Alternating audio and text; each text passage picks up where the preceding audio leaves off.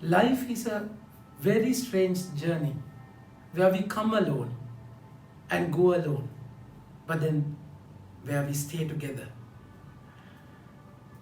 Fourth week in Ordinary Time, 3rd of February, Thursday reflection. My dear friends, we find David's life journey today in the first reading, where the King David was dying. What a character, who conquered the whole nation and unified everything. Powerful man, now dying. Came alone and he's going to go alone. We don't have anything when you go, and nothing to take when you go. So that's exactly the reality of the life. And then he's saying, I'm about to go the way all the earth. Be strong and show yourself a man, and keep the charge of the Lord your God, walking in his ways and keeping his statutes, his commandments, his rules, and his testimonies. As it is written in the law of Moses, that you may prosper in all that you do, and wherever you turn, that the Lord may establish his word that he spoke concerning me, saying, if your sons play close attention to their way, to walk before me in faithfulness, with all their heart, with all their soul, you shall not lack a man on the throne of Israel. My dear friends, that's important. That is important, isn't it? Where David is going to go from this world, and he's showing him, his own son, how to live in this world. We live in connection to him, obeying his commandments. That is important. That's how you are going to live together. It's a journey. It's a journey. In that journey, the Lord is sending the disciples 2 by 2 in the gospel. So he's sending them. So in coming to this world, there is no choice. In going from this world, there's no choice either. But in the way you live, you have a choice. You have a choice to obey. So that choice, the way you live, is going to decide the way you go, where you go, and how you go. So that's exactly why David is asking his own son, because David had made blunders, terrible mistakes in his journey. Yet the Lord has been good to him. And that's the way we as disciples, we can make mistakes, truly, definitely. Yet the Lord is sending each one of them 2 by 2. Jesus called the 12 and began to send them out 2 by 2. Before sending, he called them. That's important. Because you should know the direction. You have to be with him to be sent. In Mark chapter 3 verse 13, he called those whom he desired and to be with him, and then sent. Without being with him, you won't be able to go. You won't be able to know any destination or plan of God. You will lose the meaning if you just go without hearing him, without being with him. So then he says, he charged them to take nothing for their journey. It has to be a journey, clear journey. Journey is something where you leave your present comfort zone and you hope for something great, and you journey, move on. So in that moving on, in that journey, you can miss many things. If you start stagnating, if you are scared, if you start depending on the road, the journey will be disturbed. So that's why the Lord is saying,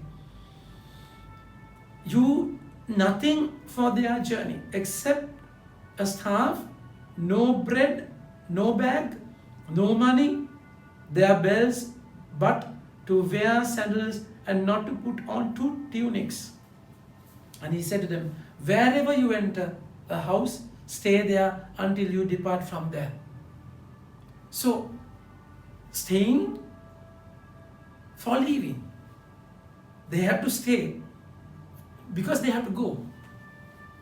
So you cannot have roots here on this world. Your roots should be in heaven. As the vine is connected to the branch, as the branch is connected to the vine, you have to be rooted to Him.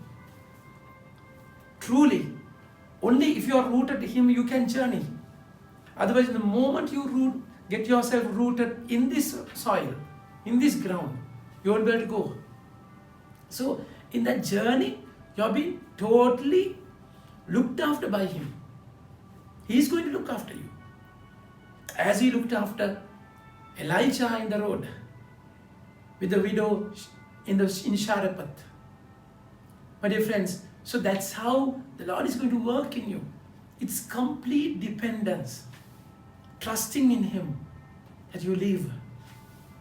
When we leave the world, this world, as David did, they had to trust the presence of God. We have to trust the providence of God. It's important, my dear friends. And they cast out many demons. If any place will not receive you, whenever you enter a house, stay there until you depart from there. And if any place will not receive you, they will not listen to you. When you leave, shake off the dust that is on your feet as a testimony against them. My dear friends, so it has to be, your staying has to be with a purpose. Has to be with a purpose. Purpose of receiving, giving good news. That's why you should stay. Not for your comfort. No. So you stay with a purpose.